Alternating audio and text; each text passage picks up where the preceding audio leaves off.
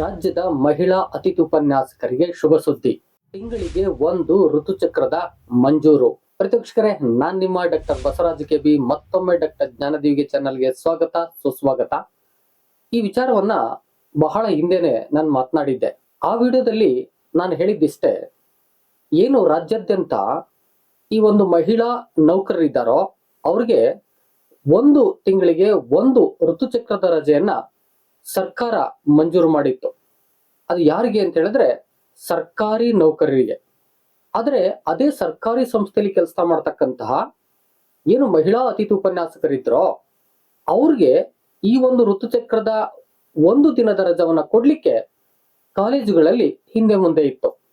ಇಂತಹ ಸಂದರ್ಭದಲ್ಲಿ ನಾನು ಕೂಡ ಒಂದು ವಿಡಿಯೋನ ಮಾಡುವಾಗ ಇದು ಹೇಗಾಗುತ್ತೆ, ರಾಜ್ಯದ ನೌಕರರು ಮಹಿಳೆಯರು ಅಂದಮೇಲೆ ಅವರು ಪ್ರೈವೇಟ್ ಅಲ್ಲಿ ಆಗ್ಬೋದು, ಸರ್ಕಾರದಲ್ಲಾಗ್ಬೋದು, ಅಥವಾ ಸರ್ಕಾರಿ ಸಂಸ್ಥೆಯಲ್ಲಿ ಒಂದು ಗುತ್ತಿಗೆ ಅತಿಥಿ ಈ ರೀತಿ ಆಗ್ಬೋದು. ಎಲ್ಲರೂ ಕೂಡ ಮಹಿಳೆಯರಲ್ವೇ, ಅವ್ರಿಗೂ ಕೂಡ ಅದೊಂದು ಸೈಕಲ್ ಇರುತ್ತಲ್ವೇ ಅಂತಕ್ಕಂಥ ಪ್ರಶ್ನೆಯನ್ನ ಎತ್ತುವಾಗ ಅದು ಸಮಂಜಸ ಅನಿಸಿತ್ತು. ಈ ಹಿನ್ನೆಲೆಯಲ್ಲಿ ಈಗ ರಾಜ್ಯ ಸರ್ಕಾರ, ಅದರಲ್ಲೂ DCE ಒಂದು ಸುತ್ತೋಲೆಯನ್ನ ಮಾಡಿದೆ. ಅದು ಕೂಡ ಈ ಏನು ಒಂದು ದಿನದ ಋತುಚಕ್ರದ ರಜೆ ಇದೆಯೋ ತಿಂಗಳಿಗೆ, ಅದನ್ನ ಮಂಜೂರು ಮಾಡಿ ಅಂತ ಹೇಳಿ ಜೊತೆಗೆ ಕೆಲವು ಷರತ್ತುಗಳನ್ನು ಹಾಕಿದೆ. ಹಾಗಾದ್ರೆ ಈ ಮಂಜೂರು ಮಾಡುವ ಹಿನ್ನೆಲೆಯಲ್ಲಿ ಯಾವ ಯಾವ ಷರತ್ತುಗಳನ್ನ ಹಾಕಿ ಮಂಜೂರು ಮಾಡಲಾಗಿದೆ ಅಂತಕ್ಕಂಥ ವಿಚಾರವನ್ನ ಈ ವಿಡಿಯೋದಲ್ಲಿ ಕಂಪ್ಲೀಟ್ ಹಂಚ್ಕೊಳ್ಳಕ್ ಹೋಗ್ತಾ ಇದ್ದೀನಿ. ವಿಡಿಯೋನ ಸ್ಕಿಪ್ ಮಾಡ್ದೇನೆ ಕೊನೆವರೆಗೆ ನೋಡಿ. ಜೊತೆಗೆ ನೀವೇನಾದ್ರು ಫಸ್ಟ್ ಟೈಮ್ ಬಂದು ನನ್ನ ಚಾನಲ್ಗೆ ಸಬ್ಸ್ಕ್ರೈಬ್ ಆಗದೆ ವಿಡಿಯೋ ನೋಡ್ತಿದ್ರೆ ದಯವಿಟ್ಟು ಸಬ್ಸ್ಕ್ರೈಬ್ ಮಾಡ್ಕೊಳ್ಳಿ, ಆ ಮೂಲಕ ಸಪೋರ್ಟ್ ಮಾಡ್ತೀರಿ. ಬನ್ನಿ ಹಾಗಾದ್ರೆ ವಿಡಿಯೋದಲ್ಲಿ ಮುಂದುವರಿಯೋಣ. ಈಗ ನಾನು ಕಾಲೇಜು ಶಿಕ್ಷಣ ಇಲಾಖೆ ಬಿಡುಗಡೆ ಮಾಡಿರ್ತಕ್ಕಂತಹ ಒಂದು ಸುತ್ತೋಲೆಯಲ್ಲಿದ್ದೀನಿ. ದಿನಾಂಕ 21/4/2026 ಈ ಸುತ್ತೋಲೆ ಬಿಡುಗಡೆ ಆಗಿದೆ. ವಿಷಯ: ಕಾಲೇಜು ಶಿಕ್ಷಣ ಇಲಾಖೆ ವ್ಯಾಪ್ತಿಯ ಸರ್ಕಾರಿ ಪ್ರಥಮ ದರ್ಜೆ ಕಾಲೇಜುಗಳಲ್ಲಿ ಕರ್ತವ್ಯ ನಿರ್ವಹಿಸುತ್ತಿರುವ ಮಹಿಳಾ ಅತಿಥಿ ಉಪನ್ಯಾಸಕರಿಗೆ ಋತುಚಕ್ರದ ರಜೆ ಸೌಲಭ್ಯವನ್ನು ಕಲ್ಪಿಸುವ ಬಗ್ಗೆ ಅಂತ ಹೇಳಿದ್ದಾರೆ. ಬನ್ನಿ ಯಾವ ರೀತಿಯಾಗಿ ನೀಡಿದ್ದಾರೆ, ಜೊತೆಗೆ ಅದಕ್ಕೆ ಷರತ್ತುಗಳೇನು ಅಂತಕ್ಕಂಥ ನೋಡೋಣ.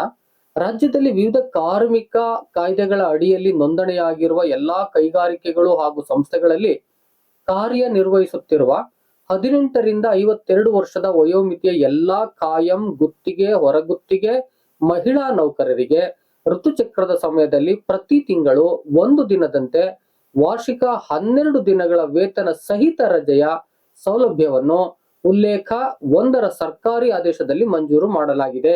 ಅಂದ್ರೆ ರಾಜ್ಯ ಸರ್ಕಾರದ ಒಂದು ಏನು ಕಾರ್ಮಿಕ ಕಾಯ್ದೆ ಇದೆಯೋ ಅದರ ಅಡಿಯಲ್ಲಿ ಯಾವ ಯಾವ ಕಂಪನಿಗಳು, ಸಂಸ್ಥೆಗಳು ರಿಜಿಸ್ಟರ್ ಆಗಿದಾವೋ ಆ ಎಲ್ಲಾ ಒಂದು ಸಂಸ್ಥೆಗಳು ಅಥವಾ ಕಾರ್ಖಾನೆಗಳಲ್ಲಿ ಮಹಿಳಾ ಏನು ನೌಕರರು ಇದ್ದಾರೋ ಅವ್ರಿಗೆ ಇದು ಅಪ್ಲೈ ಆಗುತ್ತೆ ಅಂತಕ್ಕಂಥದ್ದನ್ನ ಆ ಉಲ್ಲೇಖ 1ರಲ್ಲಿ ಹೇಳಲಾಗಿತ್ತು.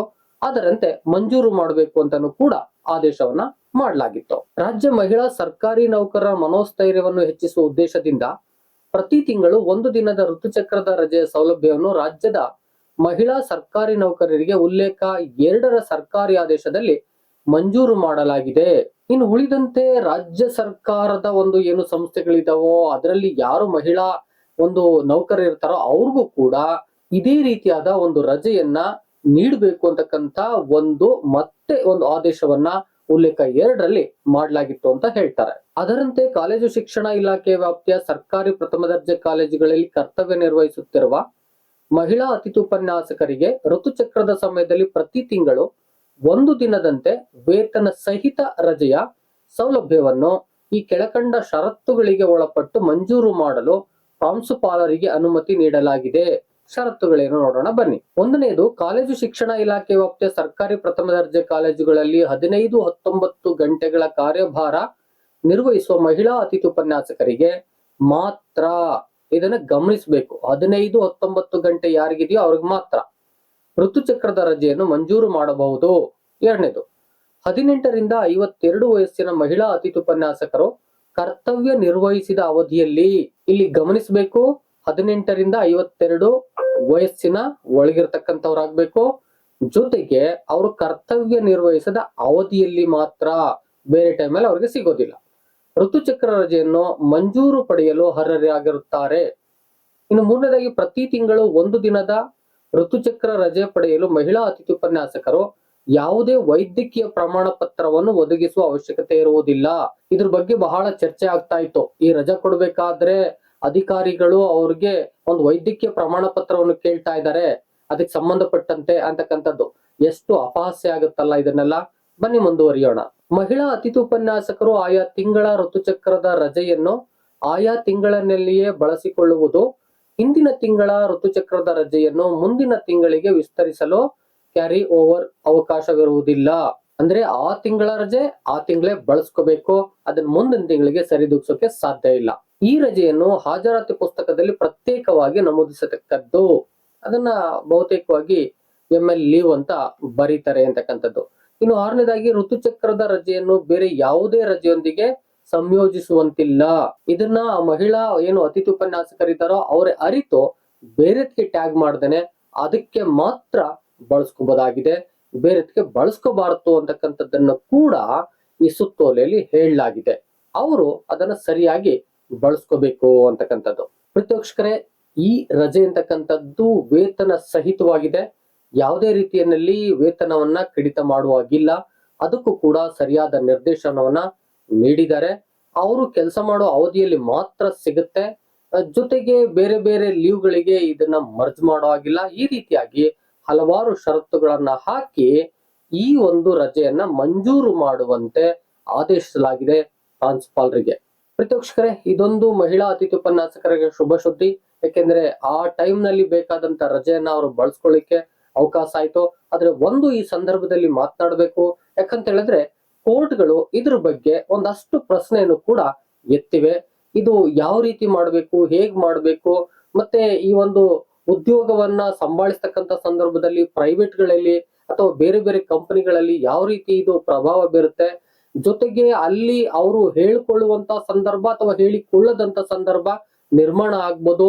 ಅವರ ಒಂದು ಏನು ವೈಯಕ್ತಿಕ ಒಂದು ಸ್ವಾಭಿಮಾನ ಇದೆ ಅಥವಾ ಮತ್ತೆ ಏನೋ ಒಂದು ಸಂಕೋಚ ಇದೆ, ಇದನ್ನೆಲ್ಲವನ್ನ ಎಲ್ಲೋ ಒಂದ್ ಕಡೆ ಹೊರ ಆಗ್ತಾ ಇರೋಕ್ಕಂತ ಸಂದರ್ಭದಲ್ಲಿ ಹೇಗೆ ಇದನ್ನ ನಿಭಾಯಿಸುದು ಅಂತಕ್ಕಂಥ ಹಿನ್ನೆಲೆಯಲ್ಲಿ ಕೋರ್ಟ್ಗಳು ಒಂದು ಪ್ರಶ್ನೆಯನ್ನ ಎತ್ತಿದ್ದು. ಆದ್ರೂ ಕೂಡ ರಾಜ್ಯ ಸರ್ಕಾರ ಈ ಒಂದು ಮಹಿಳಾ ಪರವಾಗಿ ಅಥವಾ ಮಹಿಳೆಯರಿಗೆ ಬೇಕಾದಂತಹ ಒಂದು ರಜೆಯನ್ನ ನೀಡಿದೆ. ಇದು ಎಲ್ಲಾ ಒಂದು ಏನು ಸರ್ಕಾರಿ ನೌಕರರಿದ್ದಾರೋ ಅಥವಾ ಈ ರೀತಿ ಗುತ್ತಿಗೆ ಮತ್ತೆ ಅತಿಥಿ ಉಪನ್ಯಾಸಕರಿದ್ದಾರೋ ಅವ್ರಿಗೆಲ್ಲ ಒಂದು ರೀತಿಯ ಶುಭ ಸುದ್ದಿನೇ ಅಂತಕ್ಕಂಥದ್ದನ್ನ ಹೇಳ್ಬೋದು. ಇದಿಷ್ಟು ಈ ವಿಡಿಯೋದ ಮಾಹಿತಿಯಾಗಿತ್ತು. ವಿಡಿಯೋ ಇಷ್ಟ ಆಗಿದ್ರೆ ಒಂದು ಲೈಕ್ ಮಾಡಿ, ಜೊತೆಗೆ ಎಷ್ಟೋ ಜನಕ್ಕೆ ಮಾಹಿತಿಗಾಗಿ ಬೇಕಾಗುತ್ತೆ, ದಯಮಾಡಿ ಶೇರ್ ಮಾಡಿ.